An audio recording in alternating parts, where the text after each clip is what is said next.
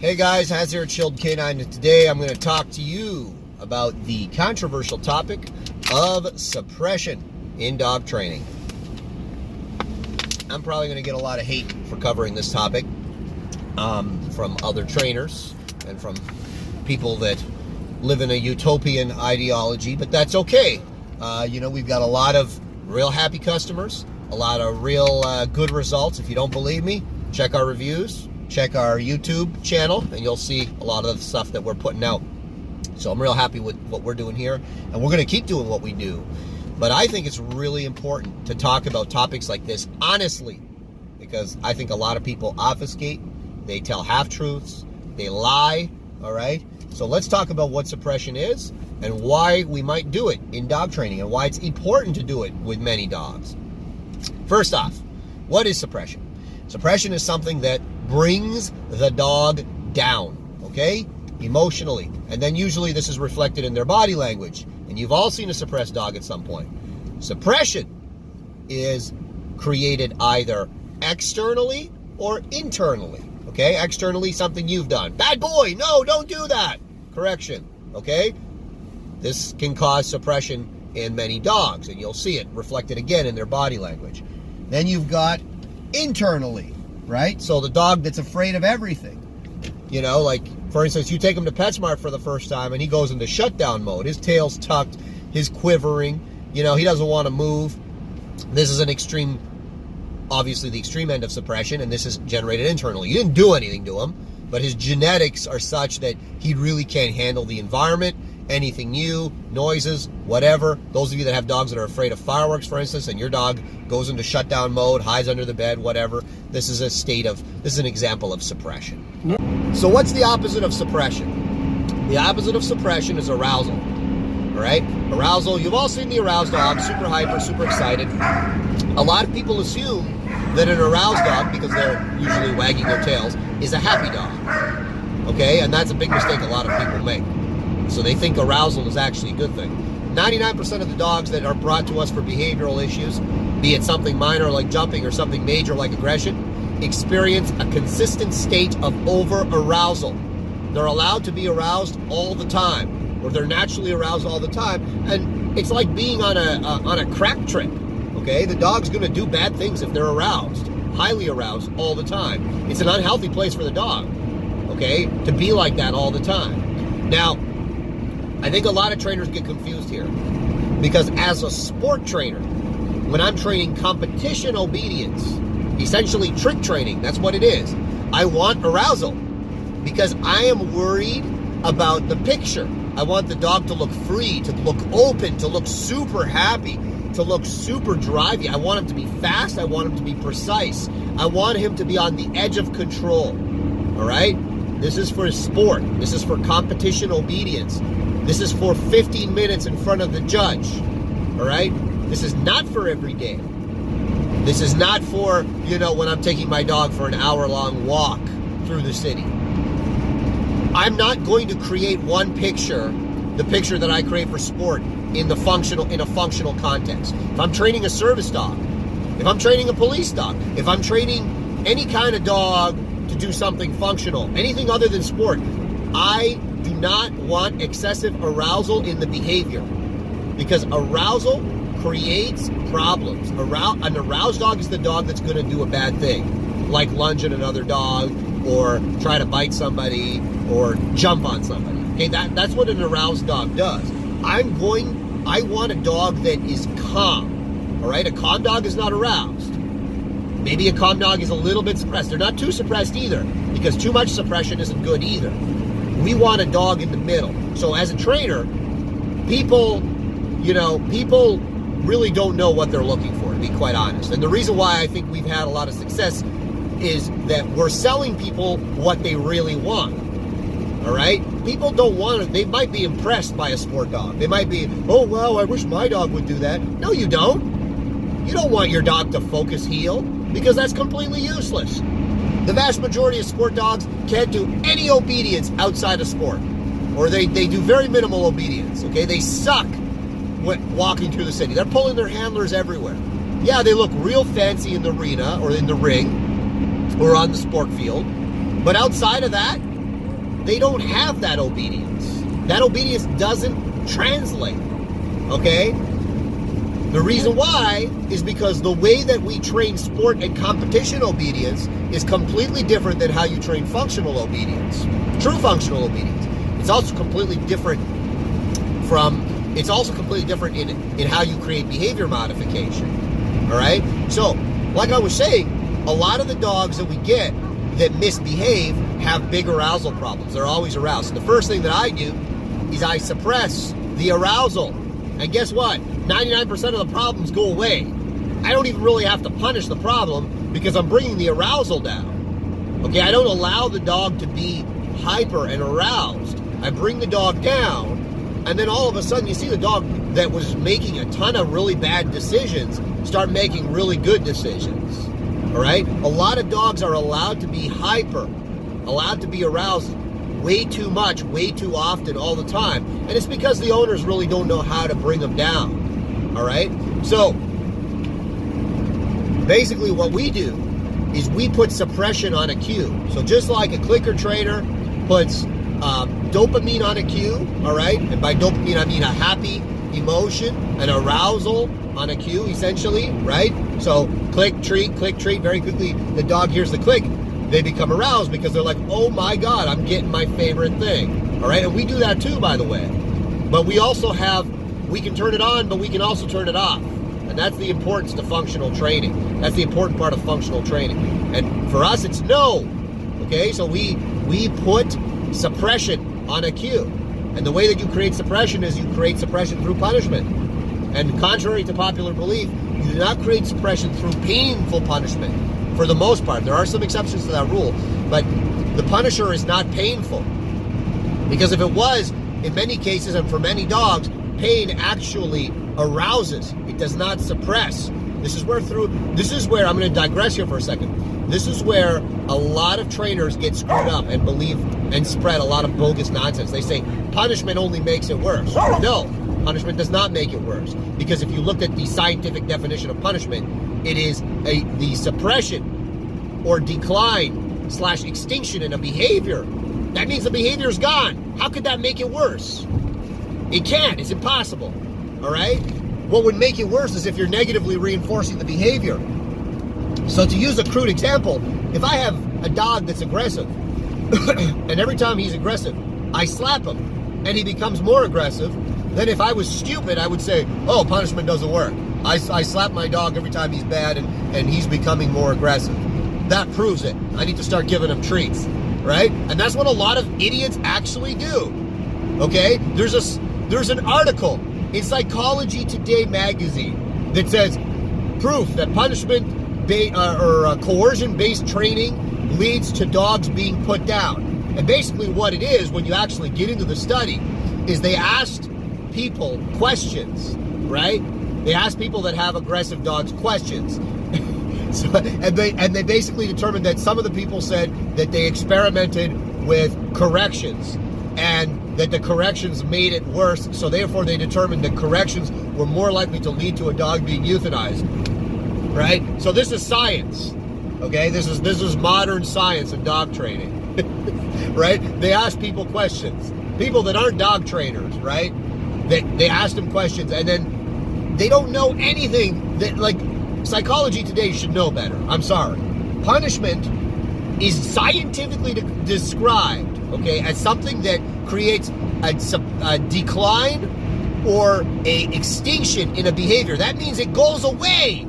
If the behavior was going away, you wouldn't have a problem. All right? So if you're doing something to the dog and it's making the behavior worse, guess what you're actually doing? You're reinforcing the behavior. All right? You're negatively reinforcing the behavior. You're making it more likely. So, shame on Psychology Today. But I digress. Let's get back to the topic at hand. Anyways, I put suppression on a cue, just like I put arousal on a cue. So when I say chip, and I give the dog a piece of food, or chip, and I give the dog a ball, and the dog gets really hyper and excited, that's useful to me. And I use it when I need it. And just vice versa. When I say no, and I apply a punisher to the dog, now I have no on a cue suppression on a cue, because a good punisher creates suppression in behavior. So now I can say chip or I can say no as necessary and start actually affecting the emotion of the dog, right? In a productive way. A lot of people think they can bribe their way to emotion. It's like, okay, I got a dog that's being aggressive. So what I'm going to do is, we're going to play with thresholds and we're going to give them rewards, as the thing that makes them aggressive approaches. Then we'll take them away and they do all this complicated horse shit. And guess what? It doesn't work. All right? Because that's not how you remove bad behavior. Half of dog training, more than half, is removing bad behavior, right? If you're modifying behavior in any kind of realistic manner. So a lot of trainers, they're more worried about how many times a dog's tail wags than they are about actually quantitatively fixing the behavior. Don't get me wrong. The dog's emotion is important. The happier I can make the dog look at the very end of the process, the happier I am. But it's not the most important thing. Because at the end of the day, a dog is not going to get sent to a high kill shelter and get put down or get taken to the vet and given a needle because his tail isn't wagging all that often. A dog's going to get put down because he's aggressive. A dog's going to get put down because he's dangerous. A dog's going to get put down because he's so crazy that the owners can't live with him and they have to give him to the shelter, who then determines that they can't adopt him out. That's why the dog gets put down. Okay? So if I can sacrifice his tail wagging, and get on the other side the removal of the behavior. If I can get that 85-year-old lady with the super hyper border collie, to be able to walk her dog without being pulled down and having her hip broken, real story by the way, if I can get that and sacrifice some body language, guess what? I will do it. And it's that approach and it's that attitude, right, that has got facility and our training service to the place that it is. Because we're selling realistic outcomes to people. We're not selling people a bunch of hocus pocus. All right? And that's the important thing. Suppression. Now, and now I know a lot of people are like, oh my God, he's beating dogs for money. Right? I can see it right now. I would never do something like that. There's nothing that would justify that. I'm sorry. A dog's life, if someone says, look, either I put the dog down, which is very realistic for a lot of people. They are driven to that point, all right? Or I take the dog to the shelter and I give the dog up. And guess what? He's not going to get any good training in the shelter, all right? The shelter isn't going to magically fix it. The shelters all if they do any training at all, it's ineffective force-free dog training. So they're not going to be able to help the dog like this, all right? They're not really going to be able to help any dog, to be honest with you. But that's another topic altogether, right? So if I get a dog where that's the options, and in many cases that's the option, all right? And it's either suppress the dog, okay, create significant suppression for the dog in his behavior, or he ends up in the shelter or he ends up getting put down. Guess what option I'm picking? Guess what option the dog's going to ultimately be better off with? All right? So now it kind of starts to make a little bit of sense, right? So I don't care, at the end of the day, if I have to lose a few tail wags per second, and I actually get a dog that behaves better, all right? Here's the other thing, all right? The internal workings of the dog will determine how long and how apparent the suppression is. So we get a lot of really resilient, strong, confident dogs, and they're really aroused. We suppress them, okay? And we also use arousal as necessary. And guess where we end up with? We end up with an even dog. He's not too suppressed. He's not too suppressed. He's not too aroused. He's in that happy middle. And guess what? He looks good and he acts good. So, and this is what we want. This is the ideal situation, right? A dog that's in the middle. Not too high, not too low. All right? The dog that's too high, that dog will make mistakes. You will lose that dog under distraction. A dog that's too low, obviously, this type of dog is going to be very slow. They're not going to be functional in their obedience. All right? And by that, I mean, if the dog is too suppressed, he's not going to be able to think properly. All right? Just like a dog that's too aroused. All right? So a lot of the time, and here's what the experts won't often tell you. Guess what? Suppression goes away. So let's say I have a dog that's really hyper, and I apply suppression to that dog, and I suppress him. He's not going to stay down there. After a while, his behavior is going to normalize, and then he's going to start to make the association. He's going to pair suppression with specific behavior. All right? So it's not suppression all the time. The suppression only happens with specific behaviors. So he's going to be like, oh, okay, so wait. If I don't be aggressive, or if I don't jump on people, the thing I don't like doesn't happen. Guess what? Real quickly happens. He stops doing those things, and then you see a dog that has a normal behavior. All right? So a lot of misinformation out there about suppression. A lot of trainers avoid it to their detriment. I'm going to talk about one more specific case, okay? We had a German Shepherd that was brought here for attacking his handlers. Okay, they literally had been to the hospital. They had scars all over their arms, all right? They left us a nice review, by the way. You can look it up. Their dog's name was Cody, all right? That dog attacked them all the time, and his level of attacks were escalating. I don't know how they put up with it for as long as they did. Guess what I did? When we got that dog in here, we suppressed the crap out of him, all right? Any kind of arousal that he showed that was inappropriate, we suppressed it. And then we pushed all his buttons. We put him in all the situations where we know that he would become aroused and bite them. We put him in all those situations. We pushed all his buttons. And anytime he would make the wrong choice, we applied suppression to the dog. Real quick, guess what happened? You think at the end of that, you're going to have a quivering wreck of a dog. That's not at all true. He looked completely normal at the end of that. For another example that's more frequent, go down on our Facebook page. You're going to see a dog called Yogi, all right? Similar, but actually a little bit worse than the dog Cody was. And Yogi, same thing. Anytime, he would attack his owners indiscriminately for no specific reason a lot of the time. You raise your voice at him, he'd attack you. Just stuff like that. We suppressed that dog on many levels. We would do things that we knew would set him off, and when he set off, we would apply the suppression to him. We also taught him a lot of good things. We taught him what the expectations were. We gave him a lot of good behaviors to practice, and we reinforced those. So you would think, and a lot of supposed experts would postulate, that you do this to a dog, he's going to be a quivering wreck by the end of it. Well, we have video of Yogi doing his obedience, and, that little tail of his is right up in the air, because it's not true. The dog really quickly figures out, specific behavior, specific contingencies within the behavior are what bring the suppression down. So if I don't do those things, I'm not going to get suppressed. Guess what you get at the end of the day? An even dog that makes good decisions. That's not to say that you don't have to reapply the suppression from time to time to prevent decay in the behavior. Of course you do. Just like you have to reapply reinforcement to ensure that the dog maintains the good behavior. But suppression is an essential part of the training process, and if you train without it, you can tell people all sorts of lies and fairy tales about how you're going to change their dog's emotional state.